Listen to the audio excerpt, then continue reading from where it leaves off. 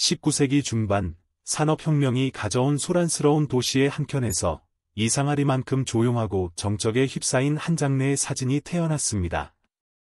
이름조차 속삭이듯 불려야 할 것 같은 그것은 포스트모템 사진, 포스트모어텀 포토그래피. 죽은 자를 살아있는 것처럼 담아낸 가장 슬프고도 기이한 예술의 형태였습니다. 당시의 영국, 특히 빅토리아 시대는 죽음과 늘 가까이 있었습니다. 결핵, 장티푸스, 폐렴. 아이가 10살이 되기도 전에 세상을 떠나는 것은 결코 드문 일이 아니었습니다. 아침에 건강하던 이가 저녁에는 차가운 시신이 되어 돌아오는 현실 속에서 사람들은 죽음을 삶의 일부로 받아들였습니다. 그러나 그 익숙함 속에도 인간의 가장 깊은 감정, 그리움은 쉽게 희미해지지 않았습니다. 사진술이 처음 등장했을 때 그것은 마치 마법과도 같았습니다. 눈앞의 장면을 살아있는 모습 그대로 종이에 옮겨 담는 기술. 하지만 대부분의 가정에게 초상사진은 사치였습니다. 삶 동안 단 한 번 사진을 찍을 기회가 있다면 그것은 죽음을 맞이한 이후였습니다. 살아있을 때는 허락되지 않았던 영원한 순간이 아이러니컬하게도 마지막 숨이 끊긴 후에 찾아왔던 것이지요. 그래서 가족들은 죽은 이의 몸을 정성스럽게 닦고 단장한 뒤 사진사에게 부탁해 거실 한가운데 시신을 앉혔습니다. 어떤 아이는 마치 막 잠든 것처럼 눈을 감고 인형을 안고 있었고, 어떤 어머니는 숨을 거둔 딸아이의 손을 꼭 붙잡은 채 정면을 응시했습니다. 그 순간 사진 속 인물은 마치 죽지 않은 것처럼 어딘가로 돌아갈 수 있을 것처럼 보였습니다. 그 사진들은 종종 눈동자를 그려 넣은 채 완성되었고 의자나 철사로 시신을 지탱해 자연스러운 자세를 만들어내곤 했습니다. 일부는 생존한 가족들과 함께 나란히 앉아 살아있는 자와 죽은 자의 경계를 흐리게 만들었습니다. 보는 이로 하여금 누가 살아있고 누가 죽어있는지 헷갈릴 정도로. 이것은 단순한 미신이나 기괴한 취미가 아니었습니다. 포스트모템 사진은 말 그대로 이별을 담은 한 장의 기도문이었습니다. 살아있을 때 말하지 못한 사랑, 전하지 못한 눈빛, 끝내 붙잡지 못한 손길을 사진이라는 캔버스에 남기는 일, 그것은 살아남은 자가 죄책감과 비통 속에서 끝내 지푸라기처럼 붙잡은 마지막 위안이었습니다. 이 예술은 단순히 죽음을 담은 것이 아니라 오히려 삶에 대한 끈질긴 애착을 보여줍니다. 아무리 차갑고 무거운 현실이라도 사진 속 그들은 여전히 우리의 곁에 있는 듯한 착각을 안겨주니까요. 그리고 그런 착각이야말로 인간이 감당할 수 있는 유일한 작별의 방식이었을지도 모릅니다. 그녀의 이름은 클라라였습니다. 12살의 짧은 생을 마친 채 작은 나무 침대 위에 누워 있었습니다. 그녀의 어머니 마가렛은 두 눈이 퉁퉁 부은 채 사진사에게 한마디를 중얼거렸습니다. 그 아이가 다시 웃을 수 있을까요? 사진사는 아무 말 없이 고개를 끄덕였고 묵묵히 삼각대를 펼쳤습니다. 빅토리아 시대 런던 외곽, 이처럼 수많은 집 안거실에서 사진사는 마치 성직자처럼 침묵 속에 죽은 자를 다뤘습니다. 죽은 자는 다시 살아야 했습니다. 단 한순간이라도, 그 한 장의 사진 속에서라도.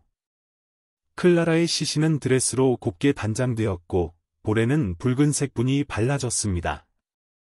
마치 아직도 온기가 남아있는 듯 손에는 가장 아끼던 인형을 쥐게 했습니다. 사진사는 그녀를 벽난로 앞에 의자에 앉힌 후 철제 받침대를 목 뒤에 세워 고정했습니다. 수분 동안 움직이지 않는 것이 중요했습니다. 죽은 자의 눈꺼풀은 열리지 않으니 유리로 된 눈동자 모형을 붙이고 검은 먹으로 동공을 그려 넣기도 했습니다. 정면을 응시하는 듯한 시선에 그 위조된 생기. 카메라는 클릭 소리도 없이 무겁게 셔터를 닫았습니다.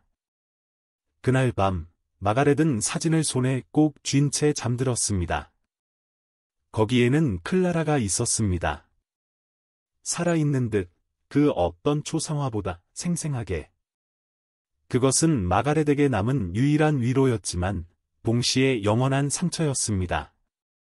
왜냐하면 그 웃음은 진짜가 아니었기 때문입니다. 그것은 마지막 순간을 연출한 살아남은 자들의 자기 위안이었고 거짓된 현실을 꾸며낸 거울에 불과했습니다. 그렇기에 어떤 이들은 이 사진들을 저주처럼 여겼습니다. 죽은 자를 억지로 끌어올린 듯한 이 잔혹한 미학을 죽음에 대한 모독이라 비난했지요. 종교인들은 부활의 질서를 거스르는 행위라고 했고 몇몇 지역에서는 사진사를 악령을 다루는 자로 보기도 했습니다. 그러나 정작 그 사진들 앞에서 눈물 짓는 이들은 아무 말도 하지 않았습니다. 그들은 단지 남겨진 자였으니까요. 가끔은 죽은 자가 아닌 살아있는 자가 더 죽어있는 것처럼 보이기도 했습니다. 사진 속에서 어머니는 웃지 않습니다. 아버지는 고개를 푹 숙이고 있고 어린 형제들은 무표정하게 조용히 카메라를 바라봅니다. 그 표정들 속에는 슬픔이 아니라 마치 부채처럼 짓눌린 책임이 담겨 있었습니다. 죽은 이를 잊지 않겠다는 약속, 다시는 돌아올 수 없는 순간에 붙잡힌 시간. 그렇게 사진은 단순한 기록이 아니라 운명 그 자체가 되었습니다. 어떤 가족은 매년 죽은 자와의 사진을 꺼내와 식탁 옆에 걸어 두었습니다. 살아있는 자처럼 함께 밥을 먹으며 이야기를 나누는 것처럼. 죽음은 끝이 아니라 낡은 액자 속으로 옮겨간 또 다른 존재의 형태였습니다. 그렇다면 우리는 묻지 않을 수 없습니다. 이 모든 것은 진심에서 비롯된 사랑이었을까요? 아니면 죽음을 인정하지 못한 인간의 집착이었을까요? 클라라의 사진을 들고 눈물 짓는 마가렛을 보며 누구도 쉽게 대답할 수 없습니다. 단 하나 확실한 것은 그 순간만큼은 살아있는 자와 죽은 자가 다시 한번 마주했었다는 사실입니다. 1847년 맨체스터의 어느 소규모 사진관. 벽에는 빛바랜 커튼이 드리워져 있었고 창밖은 겨울비로 젖어 있었습니다. 한 남자가 아기의 시신을 안고 들어왔습니다. 그는 자신을 토마스라고 소개했고 품 안의 아이는 겨우 6개월 된 딸, 이름은 루시였습니다. 사진사는 말없이 자리를 마련했고 작은 침대에 하얀 천을 펴고 기다렸습니다. 토마스는 떨리는 손으로 아기를 눕혔고 그녀의 입가에 미소를 만들어주려 애썼습니다. 하지만 차가운 살결은 움직이지 않았고 카메라는 무심하게 그것을 기록했습니다. 그날 촬영된 사진에는 아버지의 손이 조심스레 아이의 머리를 감싸고 있었고 그의 눈은 카메라가 아닌 허공을 응시하고 있었습니다. 그것은 비통함이 아니라 공허였습니다. 이처럼 죽은 자와 남겨진 자가 나란히 찍힌 사진은 점점 늘어났습니다. 사람들은 이 사진을 모든 것을 말해주는 초상화라고 불렀습니다. 말이 없지만 모든 감정이 담겨 있는 유일한 기록. 특히 포스트모텀 포토그래피, 포스트모어텀 포토그래피는 상류층보다는 중산층과 노동계급 사이에서 더욱 널리 퍼졌습니다. 부유한 귀족들은 이미 그림이나 흉상으로 고인을 남기곤 했지만 일반 시민들에게는 이 사진 한 장이 가족의 전부였습니다. 삶과 죽음의 경계가 모호했던 시절, 어린아이의 사망률이 높았던 시절, 사진은 그 짧은 생을 유일하게 증명해주는 수단이었습니다. 많은 경우 아이는 생전에 한 번도 사진을 찍지 못했습니다. 오직 죽은 후에야 처음이자 마지막으로 카메라 앞에 앉을 수 있었습니다. 이 잔혹한 아이러니 속에서 부모는 눈물을 삼키며 셔터를 눌렀습니다. 그것은 선택이 아니라 의무처럼 느껴졌습니다. 기억이라는 것은 점점 흐려지니까요. 아이의 목소리, 향기, 손의 감촉의 all of it pages. 단지 이 사진만이 시간이 지나도 사라지지 않을 유일한 증거였던 것입니다. 사진관들은 이러한 슬픔을 마치 하나의 의식처럼 정리해냈습니다. 장례식 당일, 고인을 데려와 드레스를 입히고 꽃으로 장식하고 배경은 거실처럼 따뜻하게 꾸몄습니다. 사진사는 고인의 손을 조심스레 포개거나 눈꺼풀을 들어 올리고 심지어는 눈을 그려 넣는 기술을 사용했습니다. 사진 한 장이 인생 전체를 대표해야 했기에 그 어떤 장면보다도 살아있는 듯한 모습을 재현하려 노력했습니다. 때때로 가족은 죽은 이를 서 있는 자세로 연출했습니다. 금속 지지대로 등을 세우고 어깨를 고정한 뒤 살아있는 가족들과 함께 찍었습니다. 그렇게 완성된 사진에는 살아있는 자와 죽은 자가 구분되지 않았고 그것이야말로 이 예술의 본질이었습니다. 진실과 허구의 경계가 무너지고 감정이 이미지로 승화된 순간. 비록 생명은 떠났지만 사진 속에서는 여전히 곁에 있는 듯한 착각을 줬습니다. 하지만 이 착각은 곧 병적인 집착으로 이어지기도 했습니다.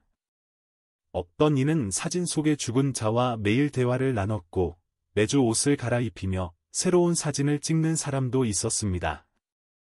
어떤 미망인은 남편의 시신을 보존해가며 계속 사진을 촬영했고 심지어는 그와 함께 잠을 자기도 했습니다.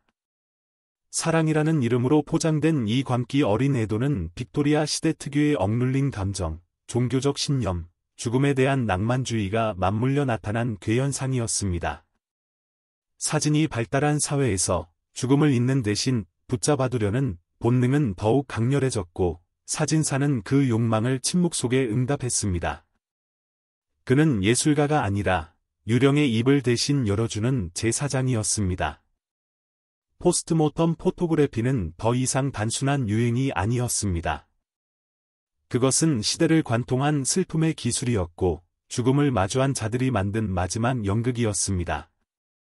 세기가 바뀌고 전기의 불빛이 어둠을 몰아내며 도시가 밝아지기 시작하자 죽음을 받아들이는 방식도 변해갔습니다.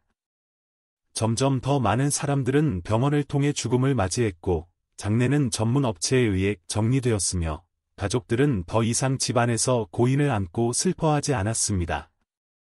죽음은 일상에서 분리되었고 그와 함께 죽은 자의 사진도 점점 자취를 감췄습니다.